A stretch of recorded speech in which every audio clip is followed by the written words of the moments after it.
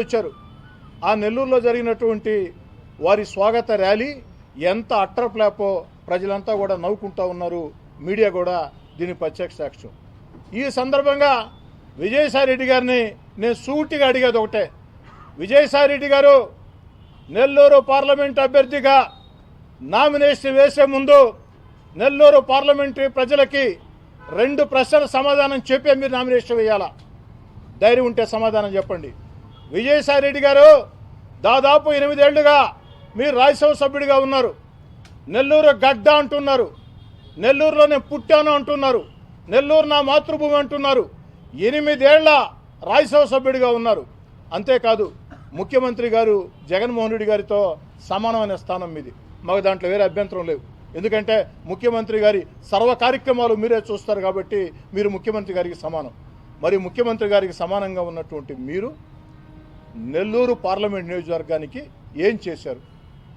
రాష్ట్ర ప్రభుత్వం పక్షాన నెల్లూరు పార్లమెంటు నియోజకవర్గానికి ఇక్కడ ప్రజలకి ఏం మేలు చేశారు? ఇక్కడ ఒక్క కార్యకర్తకైనా మీరు సాయం చేశారా? ఏ ప్రజా సమస్య అయినా పరిష్కారం చేశారా? అభివృద్ధి కార్యక్రమం ఏదైనా మీరు చేయగలిగారా? ఇంకా రెండోది, వారు పదే పదే చెప్తూ ఉంటారు, కేంద్రంలో నాకు చాలా దగ్గర సంబంధాలు ఉన్నాయి ప్రధానమంత్రులతో, కేంద్ర మంత్రులతో, కేంద్రంలో కూడా నేను చక్రం చెప్తానని. మరి కేంద్రం పక్షాన విజయసాయిరెడ్డి గారు నెల్లూరు పార్లమెంటు నియోజకవర్గానికి ఏం చేశావో ఈ రెండిటికి సూటిగా స్పష్టంగా సమాధానం చెప్పాలని చెప్పి చూస్తా ఉన్నాం. ఏమిటని ఆలోచన చేస్తే ఏం చేశావంటే, విజయసాయిరెడ్డి గారు ముఖ్యమంత్రి గారికి సమానంగా ఉండి లేదా కేంద్రంలో చక్రం తిప్పి నెల్లూరు జిల్లాకి విజయసాయిరెడ్డి గారు చేసింది ఏమిటంటే గుండు సున్నా. అందుకే విజయసాయిరెడ్డి గారు నెల్లూరు పార్లమెంటరీ ప్రజలు నీకు గుండు సున్నా పెట్టబోతున్నారు. 3 లక్షల ఓట్ల మెజార్టీతో నువ్వు ఓడిపోతున్నావు. 3 లక్షల ఓట్ల మెజార్టీతో వేమిరెడ్డి ప్రభాకర్ రెడ్డి గారు గెలుస్తున్నారు. 3 లక్షల ఓట్ల తేడాతో విజయసాయిరెడ్డి గారు నువ్వు ఓడిపోతున్నావు. ఎందుకంటే నెల్లూరు పార్లమెంట్ ప్రజలకి నువ్వు చేసింది గుండు సున్నా కాబట్టి నీకు పెద్ద సున్నా నెల్లూరు ప్రజలు పెట్టబోతున్నారు. ఆ తర్వాత నీకు ఎటు తెలిసిన విద్యే కదా, ఇతర రాష్ట్రాలు ఇతర దేశాలు వెళ్ళి వ్యాపారాలు సాపారాలు చేసుకోవటం నీకు ఎటు తెలిసిన విద్యే. ఇకపోతే ఈ సందర్భంగా నెల్లూరు నగర ఎమ్మెల్యే అనిల్ నిన్న కార్యకర్తల సమావేశం పెట్టాడు అంటే ఆయన పాల్గొన్నాడు. దాంట్లో మైక్ ఎత్తుకొని ఉచ్చ నీచాలు మరిచి ఒక అచ్చోసిన ఆంబోతుల అనిల్ అచ్చోసిన ఆంబోతుల ఇష్టారీతిగా నా మీద, వేమిరెడ్డి ప్రభాకర్ రెడ్డి గారి మీద, రూప్ కుమార్ యాదవ్ మీద, తెలుగుదేశం పార్టీ మీద ఇష్టం వచ్చిన రీతిలో మాట్లాడాడు. అనిల్ కుమార్ యాదవ్ అచ్చోసిన ఆంబోతుల ఇష్టం వచ్చిన రీతిలో మాట్లాడాడు. అనిల్ కుమార్ యాదవ్ చెప్పాడు, ద్రోహులు వీళ్ళంతా వైఎస్ఆర్ కాంగ్రెస్ పార్టీలో ఎమ్మెల్యేలై, వైఎస్ఆర్ కాంగ్రెస్ పార్టీలో ఎంపీలై, వైఎస్ఆర్ కాంగ్రెస్ పార్టీలో డిప్యూటీ మేయర్లై, వీళ్ళంతా ద్రోహులు. ఈ ద్రోహులకి బుద్ధి చెప్పాలని. అనిల్ ఎవరు ద్రోహి? టెక్కేమిట్ట వీధుల్లో లట్టాలు కొట్టుకుంటుంటే, టెక్కేమిట్ట వీధుల్లో నువ్వు లట్టాలు కొట్టుకుంటుంటే 2008లో నిన్ను తీసుకొని వచ్చింది నా కాడికి రూప్ కుమార్ యాదవ్. మేమిద్దరం కలిసి వివేకానంద రెడ్డి కాడికి తీసుకెళ్ళాం. ఆ రోజు రూప్ కుమార్ యాదవ్ వివేకానంద రెడ్డి గారిని ఒప్పించి మెప్పించి నీకు కార్పొరేటర్ టికెట్ ఇప్పించాడు. నువ్వు కార్పొరేటర్గా పోటీ చేస్తే ఆ ఎన్నికల్లో నేను చీఫ్ ఎలక్షన్ ఏజెంట్గా పనిచేశాను. నీకు నెల్లూరు జిల్లాలో ఒక సీనియర్ నాయకుడిగా ఉండి కూడా కార్పొరేటర్గా నువ్వు పోటీ చేస్తే రూప్ కుమార్ యాదవ్తో ఉన్నటువంటి సాన్నిహిత్యంతో నేను చీఫ్ ఎలక్షన్ అంటే పనిచేశాను. మరి ఆ తర్వాత వెంటనే వచ్చినటువంటి ఎన్నికల్లో నీకు టికెట్ ఇప్పించింది ఆనం వివేకానంద రెడ్డి గారు. మాలాంటి వాళ్ళందరం చేతనంత సహాయం చేసాం. ప్రధానంగా ఇప్పించింది ఆనం వివేకానంద రెడ్డి గారు. ఆనం వివేకానంద రెడ్డి గారిని టికెట్ ఇప్పించారు తప్ప అనిల్ కుమార్ యాదవ్ పేరు కూడా రాజశేఖర రెడ్డి గారికి తెలియదు. అనిల్ కుమార్ యాదవ్ పేరు కూడా రాజశేఖర రెడ్డి గారికి తెలియకుంటే ఆనం వివేకానంద రెడ్డి గారు నీకు టికెట్ ఇప్పిస్తే మరి ఎన్నికలు పూర్తి కాకముందే వివేకానంద రెడ్డి గారికి నువ్వు ద్రోహం చేయలేదని అడుగుతున్నా. వివేకానంద రెడ్డి గారికి నువ్వు చేసింది నమ్మక ద్రోహం కాదని అడుగుతూ ఉన్నా. వివేకానంద రెడ్డి గారికి నమ్మక ద్రోహం చేసి నువ్వు ఏ విధంగా తర్వాత ప్రవర్తించావు, ఆఖరికి వివేకానంద రెడ్డి ఇంటి మీదకే వస్తానని చెప్పని విలేకరుల సమావేశం పెట్టి నీ ఇంటి మీదకే వస్తాను, ఆ పొయ్యేదిలే పెట్టేదిలే. ఎందుకంటే అనిల్ దగ్గర మాటలు ఫుల్లు, మ్యాటర్ నిల్లు. అనిల్ కుమార్ యాదవ్ దగ్గర మాటలేమో ఫుల్లు, మ్యాటర్ నిల్లు. మరి అనిల్ రాజకీయాల్లో భేదాలతో పార్టీలు మారటం సర్వసహజం. నీ పక్కన వేదిక మీద కూర్చుండే వ్యక్తులే ఎన్నిసార్లు పార్టీలు మారారో అందరికీ తెలుసు. పార్టీలు మారటం నమ్మక ద్రోహం అయితే మహాతల్లి సోనియా గాంధీ వైఎస్ రాజశేఖర రెడ్డి గారికి ముఖ్యమంత్రి ఇచ్చింది 1-2 సార్లు. ఎందుకంటే వైఎస్ రాజశేఖర రెడ్డి గారు కాంగ్రెస్ పార్టీ కోసం కష్టం చేశారు.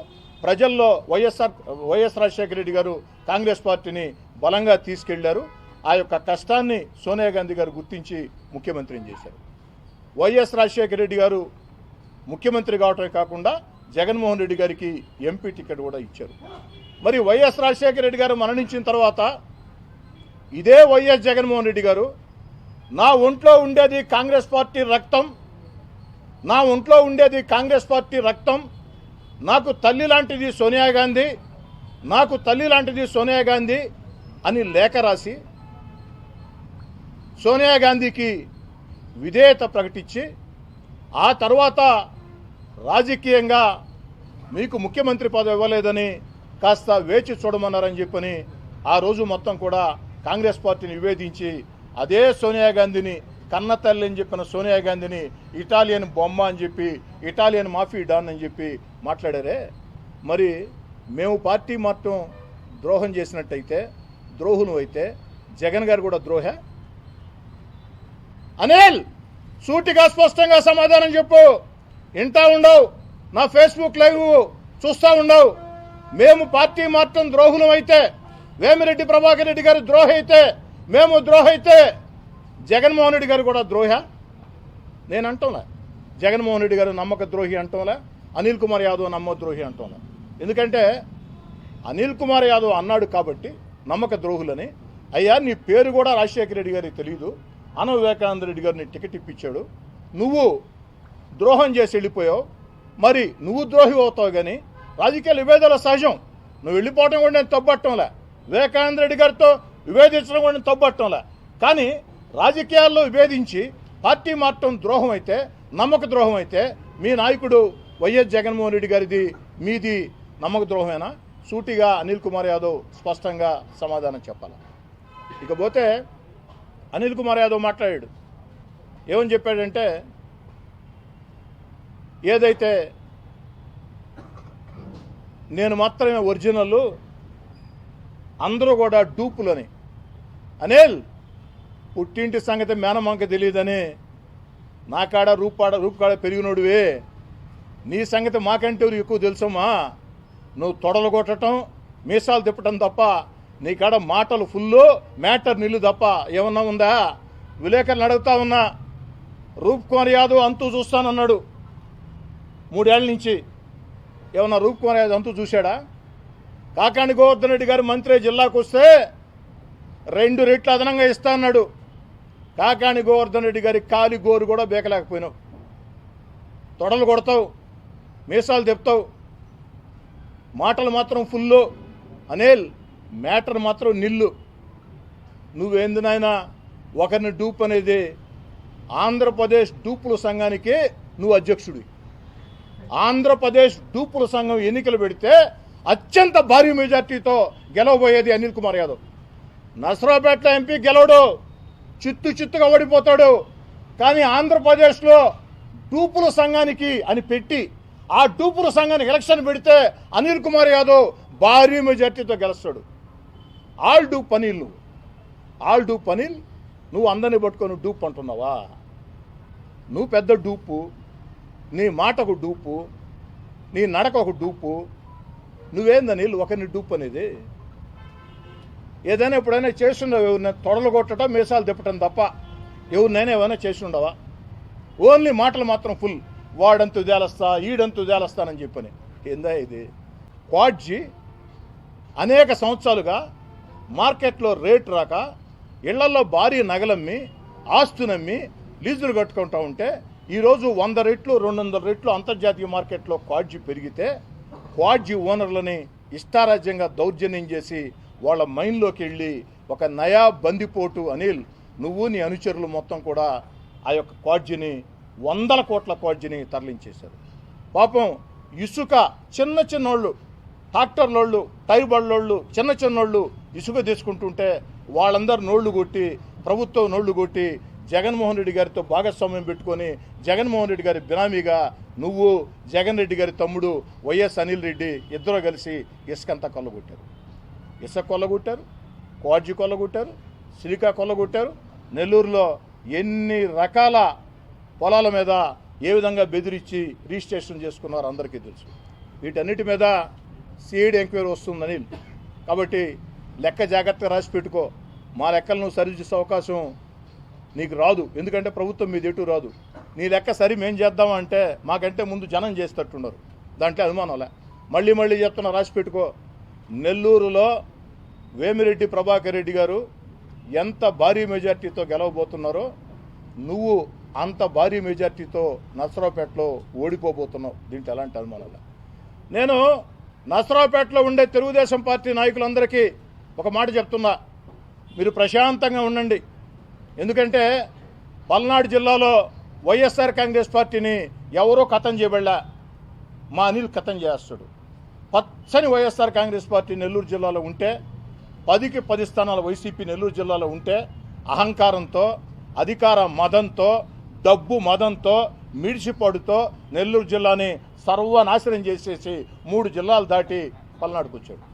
కాబట్టి ఆ పల్నాడులో వైఎస్ఆర్ కాంగ్రెస్ పార్టీ కాస్తా కోస్తా బతుకుంటే దాన్ని కూడా సర్వం సమాధి చేస్తాడు. తెలుగుదేశం పార్టీ నాయకులారా ప్రశాంతంగా ఉండండి అని. వేమిరెడ్డి ప్రభాకర్ రెడ్డి గారి పేరెత్తి అర్హత నీకుందా? అనిల్ కార్పొరేటర్గా పోటీ చేసినప్పుడు ఆ రోజు వేమిరెడ్డి ప్రభాకర్ రెడ్డి గారు రాజకీయాల్లో కూడా లేరు. వాళ్ళ ఇంటికి వెళ్ళి నువ్వు చందా తెచ్చుకున్న మాట నిజం కాదా? కార్పొరేటర్గా నువ్వు పోటీ చేసినప్పుడు వీపీఆర్ గారు రాజకీయాలు కూడా లేరు, ఇంటికి వెళ్ళి చందా తెచ్చుకున్నావు. తర్వాత నువ్వు నేను రూపు అందరం కలిసి రాజీవ్ భవన్ పెడితే ఆ రోజు మన ఎవరు ఎమ్మెల్యేలం కాదు, అధికారంలో కూడా లేవు. నెల్లూరులో ఆనంద్ కుటుంబం అప్రఖ్యాతంగా అధికారం చలాయిస్తుంది. మనతో జనం మాట్లాడాలంటే భయపడే రోజులు, వ్యాపారస్తులు మనకు సహాయం చేయాలంటే భయపడే రోజులు. ఆ పరిస్థితిలో రాజన్న భవన్కి వేమిరెడ్డి ప్రభాకర్ రెడ్డి గారు చేసిన సహాయాన్ని మర్చిపోయావని. ఇకపోతే అనిల్ 2014 ఎన్నికల్లో 2019 ఎన్నికల్లో నీకు నాకు ఇద్దరికి వేమిరెడ్డి ప్రభాకర్ రెడ్డి గారు చేసిన సహాయం మర్చిపోయావా? ఎన్ని ఫ్లెక్స్లు వేసావా దానికి? నువ్వు ఫ్లెక్స్లు వేసుకుంటాడు అన్నావు. నువ్వు కార్పొరేటర్గా చందా తీసుకున్నావు, 2 సార్లు ఎమ్మెల్యేగా చందా తీసుకున్నావు. ఇంకా దారుణం ఏంటంటే మంత్రి పదవి దిగిపోయిన తర్వాత సంపాదించిన 100 కోట్లు బినామీల పేరుతో పెట్టి నా దగ్గర డబ్బులు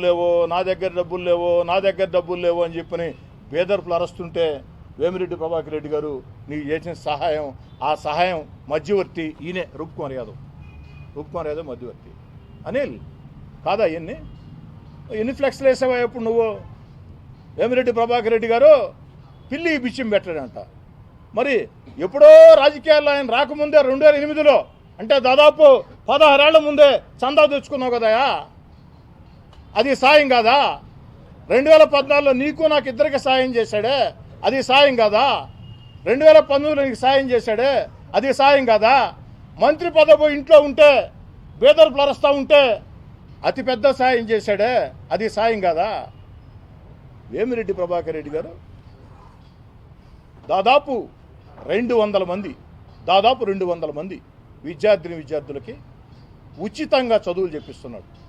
ట్రాన్స్పోర్ట్ దగ్గర నుంచి, యూనిఫారం దగ్గర నుంచి, పుస్తకాల దగ్గర నుంచి చదువు దాకా వీపీఆర్ విద్యాసేవ కింద చదువులు చెప్పిస్తున్నాడు. జిల్లాలో వందలాది వాటర్ ప్లాంట్లు వేమిరెడ్డి ప్రభాకర్ రెడ్డి గారు పెట్టారు. అంతేకాదు ప్రతిరోజు 40 మంది పేషెంట్లకి వీపీఆర్ వైద్య సేవ కింద 40 మంది పేషెంట్లకి వైద్య సేవలు అందిస్తూ ఉన్నాడు. అంతేకాకుండా వీపీఆర్ వికాస్ కింద ప్రతిభావంతులు ఉంటే క్రీడాకారుల్ని ప్రోత్సహించాలని చెప్పని వారికి ఆర్థిక సాయం అందిస్తూ ఉన్నాడు. ఇక తెలిసినవి అయితే తెలియనివి చాలా ఉన్నాయి. 2019లో నీకు నాకే కదా అనిల్, జగన్ గారికి విపిఆర్ గారు ఏం చేశారో నీకు తెలుసు, నాకు తెలుసు, జగన్ గారికి తెలుసు, ఇదే విజయసాయి రెడ్డికి తెలుసు, పైనుండే భగవంతుడికి కూడా తెలుసు. మరి నోరుందని అచ్చోసిన ఆంబోతుల ఇష్టారాజ్యంగా నువ్వు మాట్లాడితే ఎంతవరకు సమంజసం అది? మళ్ళీ చెప్తున్నా అనిల్, నా మీద నువ్వు మాట్లాడి ఉంటే నేను పట్టించుకో ఉండేవాడిని కాదు.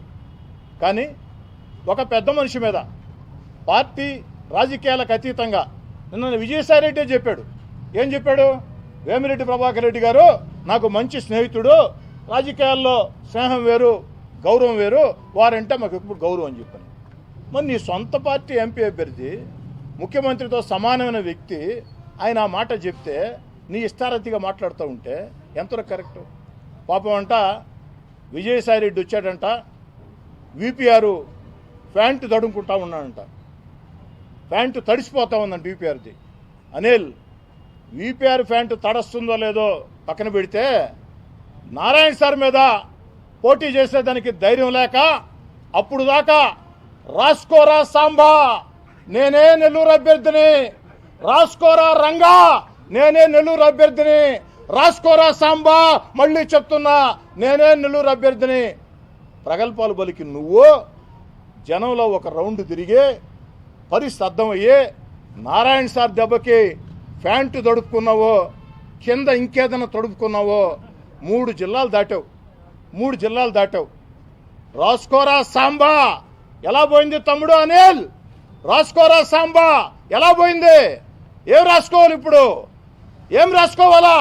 నేనే పోటీ అన్నావు కదా. 3 జిల్లాలు దాటావు నారాయణ సార్ దెబ్బకి. 3 జిల్లాలు దాటి ఏం దడిసిందో, నీ కింద ఏం కారిందో మాకైతే తెలియదు, కానీ 3 జిల్లాలు దాటావు. ఆగా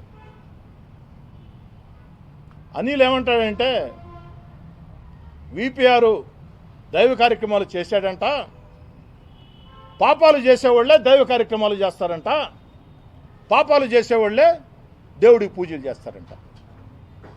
ఏమనిల్, దేవాలయాలకు వెళ్ళే హిందువుల్ని, చర్చిలకు వెళ్ళే క్రిస్టియన్లని, మసీదులకి దర్గాలకు వెళ్ళే ముస్లింలని, గురుద్వారాలకు వెళ్ళే సిక్కుల్ని అవమానిస్తావా?